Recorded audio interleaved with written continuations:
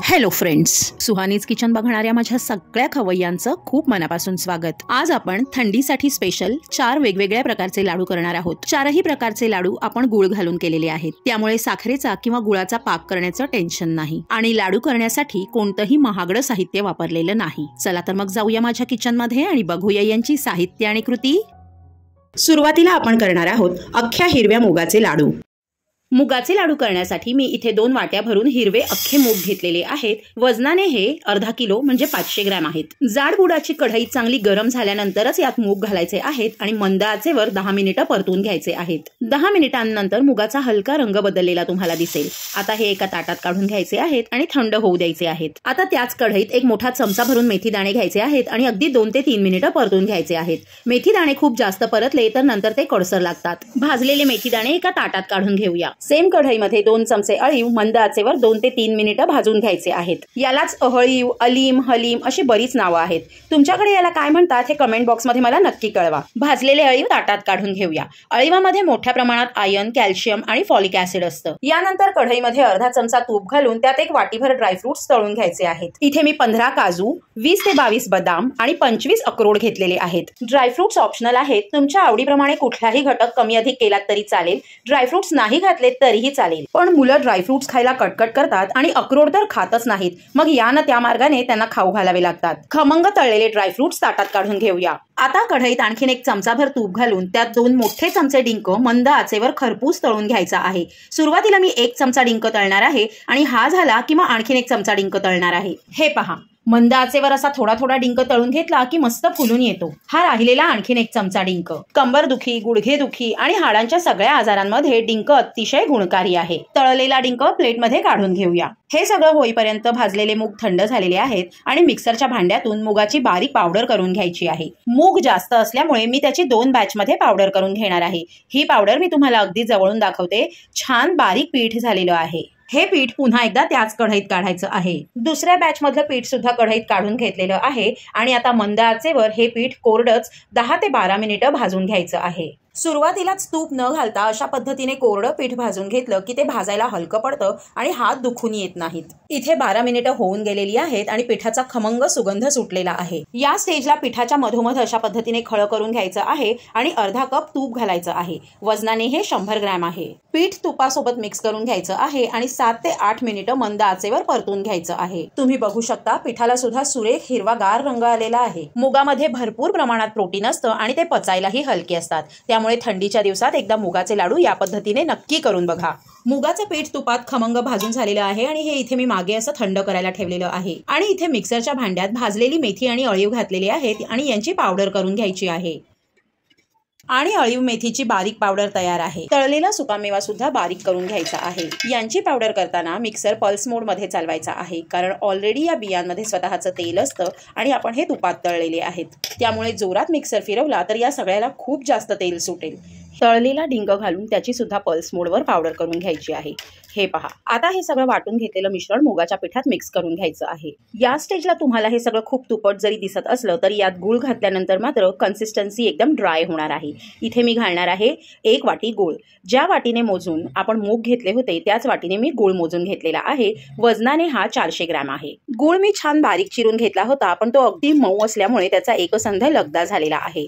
गुळ हातानेच पिठात छान मिक्स करून घ्यायचा आहे। गुळ पिठात एकजीव झालेला आहे। आता हे सगळं मिश्रण 2 बॅचेस मध्ये मिक्सर मधून काढायचं आहे। पीठ मिक्सर मधून काढलं की गुळाचे लहान मोठे खडे त्यात राहत नाहीत, पीठ एकसंध होतं आणि तूप रिलीज होऊन आपल्याला लाडू वळायला सोपे जातात। मिक्सर मधून काढलेलं लाडूचं पीठ मी परातीत काढून घेणार आहे आणि अशा पद्धतीने उरलेल्या सगळ्या बॅचेस मिक्सर मध्ये फिरवून घ्यायच्या आहेत। माझ्याकडे वेलची पावडर नसल्यामुळे हे पीठ वाटताना मी यात वेलचीचे दाणे घातले होते। तुमच्याकडे वेलची पावडर असेल तर या स्टेजला 1 ते 2 टीस्पून वेलची पावडर जरूर घाला। सगळं पीठ मिक्सर मधून काढल्यानंतर हाताने छान मळून घेतलेलं आहे आणि आपण याचा लाडू वळला जातोय का ते पाहूया। तुम्ही बघू शकता हाताने चांगला दाब दिल्यानंतर लाडू छान वळला जातोय। अर्धा कप म्हणजे 100 ग्रॅम तूप घातलेलं असताना लाडू थोडे कोरडे होतात आणि वळायला थोडं प्रेशर जास्त द्यावं लागतं। पण तुम्ही जर तूप कमी खात असाल तर या पद्धतीने लाडू वळून एअरटाईट कंटेनर मध्ये ठेवलेत तर महिनाभर खूप छान टिकतात। आता ज्यांना अगदी ओठाने खाण्यासारखा मौसूत लाडू हवा असेल त्यांनी ही स्टेप करा। इथे मी अजून पाव कप म्हणजे 50 ग्रॅम तूप किंचित पातळ करून घेतलेलं आहे।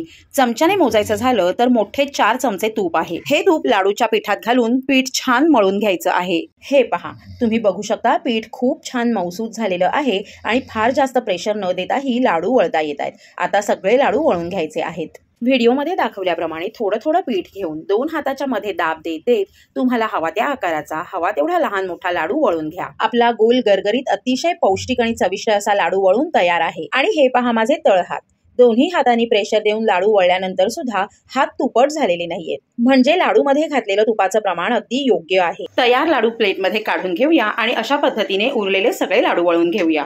रोज सकाळी शाळेत जाताना मुलांना एक लाडू खाऊ घातला तर मुलं दिवसभर एनर्जेटिक राहतील आणि स्त्रियांनी सुद्धा रोज सकाळी एक लाडू खाल्ला तर त्यांची आयर्न आणि कॅल्शियमची कमतरता बऱ्याच प्रमाणात भरून निघेल। बाकी लाडू पौष्टिक आणि चविष्ट तर आहेतच, त्यामुळे लहान मुलं आणि स्त्रियाच काय, आपला पुरुष वर्ग आणि आजी आजोबा सुद्धा एन्जॉय करतील। आपले सगळे लाडू वळून झालेले आहेत आणि मी तुम्हाला याचं आतून टेक्स्चर दाखवते। किती सहज याचे 2 भाग झालेले आहेत आणि आतून सुद्धा छान मऊ लुसलुशीत अगदी लोण्यासारखा दिसतोय।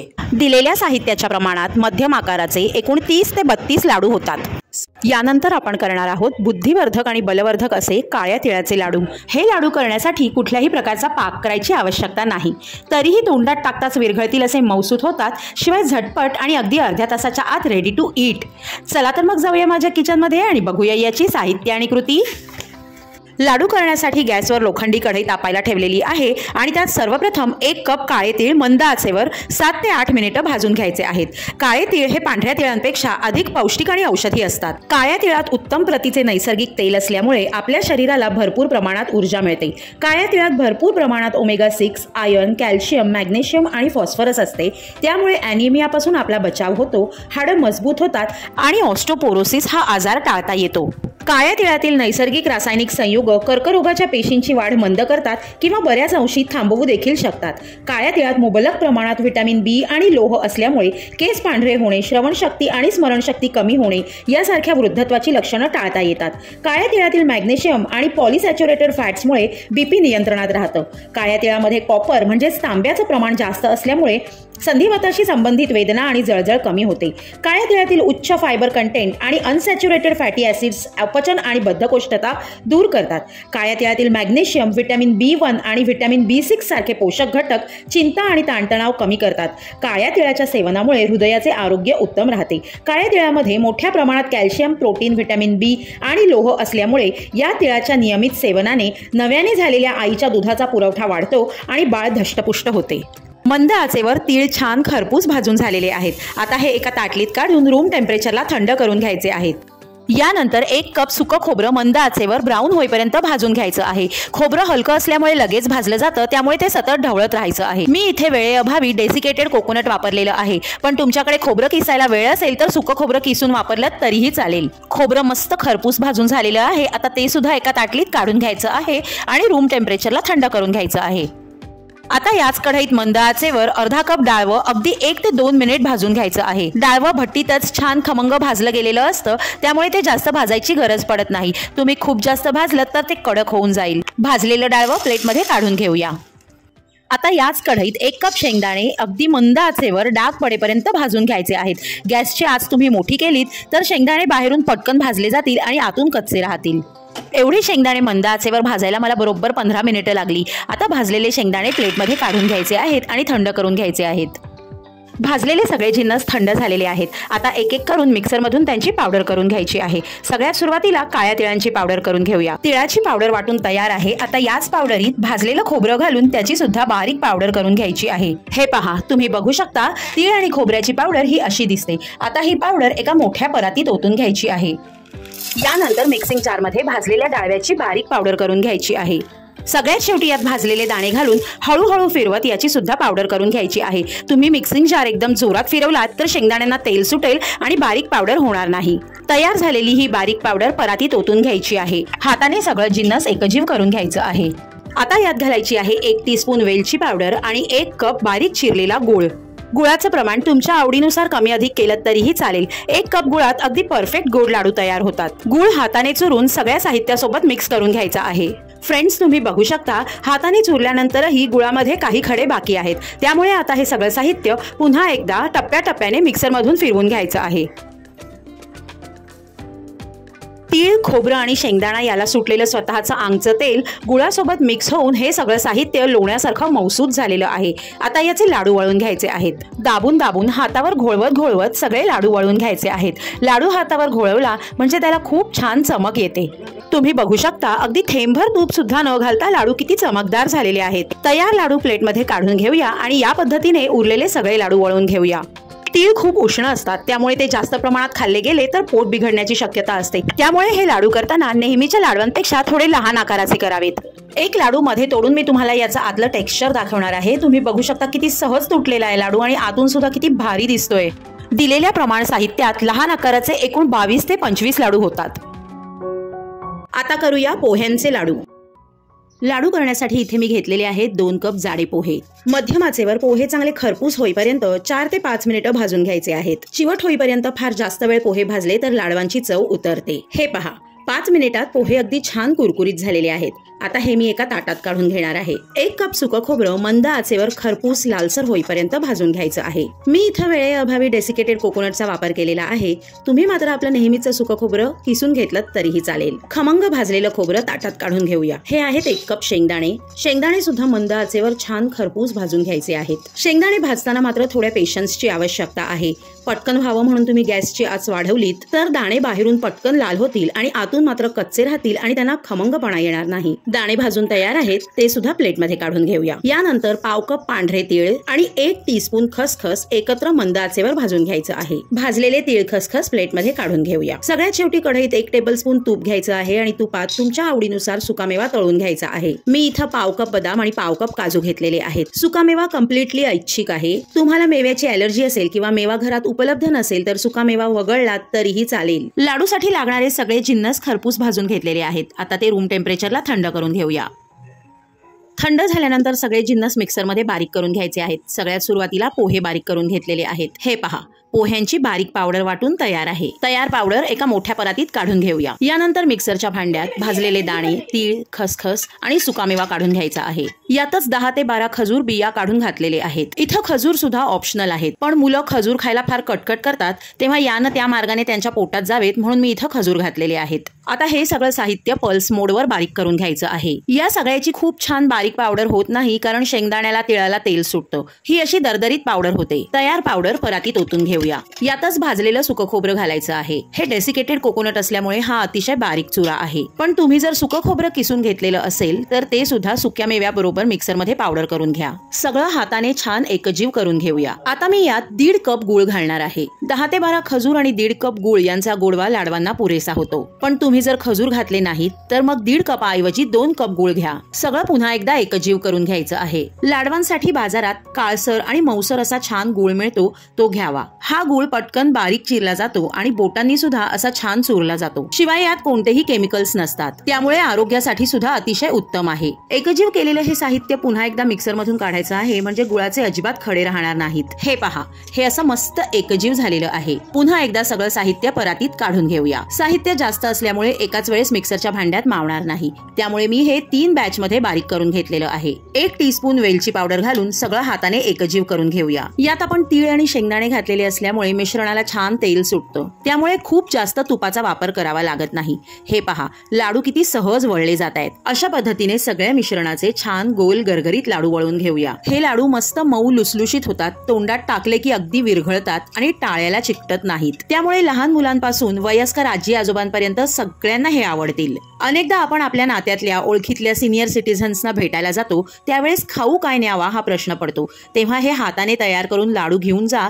झटपट तर होतातच, चविष्ट असतात आणि आजी आजोबा सुद्धा अगदी आनंदाने एन्जॉय करतील। दिलेल्या साहित्याच्या प्रमाणात मध्यम आकाराचे एकूण 20 ते 22 लाडू होतील। सगळ्यात शेवटी करूया ज्वारीच्या लाह्यांचे लाडू। लाडू करण्यासाठी मंद आचेवर कढई तापायला ठेवलेली आहे। कढई गरम झाल्यानंतर त्यात घातलेल्या आहेत 1 कप ज्वारीच्या लाह्या। ज्वारीच्या लाह्या पचायला अतिशय हलक्या आणि पोटाला थंडावा देणाऱ्या असतात। या लाह्या कुठल्याही सुपरमार्केटमध्ये किंवा अगदी चणे शेंगदाणेवाल्याकडे सुद्धा माफक दरात मिळतात। लाह्या मंद आचेवर 10 ते 12 मिनिटे भाजून घ्यायच्या आहेत, म्हणजे त्या छान क्रिस्पी होतात आणि त्यांचं पीठ करायला अगदी सोपं जातं। भाजून घेतलेल्या ज्वारीच्या लाह्या मी एका ताटात काढून घेतलेल्या आहेत। आता त्याच कढईत मी घेतलेली आहे पाव कप आळशी, याला फ्लॅक्सीड्स असं सुद्धा म्हणतात। आळशी मंद आचेवर फक्त 1 ते 2 मिनिटं भाजून घ्यायची आहे, जास्त भाजायची आवश्यकता नाही। भाजलेली आळशी सुद्धा ताटात काढून घ्यायची आहे। आता कढईत घालायचं आहे अर्धा कप सुकं खोबरं। खोबरं सुद्धा मंद आचेवर चांगलं लालसर खरपूस होईपर्यंत परतून घ्यायचं आहे। खोबरं छान खमंग भाजून घेतलं की लाडू जास्त दिवस ठेवले तरी खवट होत नाहीत। लाल बुंद खोबरं सुद्धा ताटात काढून घ्यायचं आहे आणि हे तीनही जिन्नस रूम टेम्परेचरला थंड करून घ्यायचे आहेत। आपले तीनही जिन्नस थंड झालेले आहेत। आता सगळ्यात सुरुवातीला मिक्सरच्या भांड्यात लाह्या घ्यायच्या आहेत आणि त्यांचं शक्य तेवढं बारीक पीठ करायचं आहे। हे पहा लाह्यांचं पीठ। आता यात घालायची आहे भाजलेली आळशी आणि भाजलेलं खोबरं। झाकण लावून पुन्हा एकदा सगळं बारीक वाटून घ्यायचं आहे।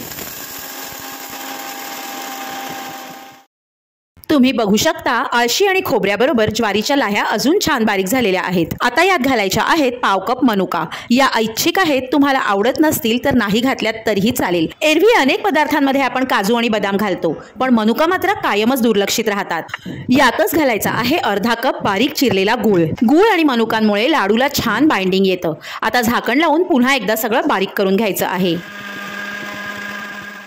तुम्ही बघू शकता मिश्रणाला सुरेख बाइंडिंग आणि टेक्स्चर आलेलं आहे।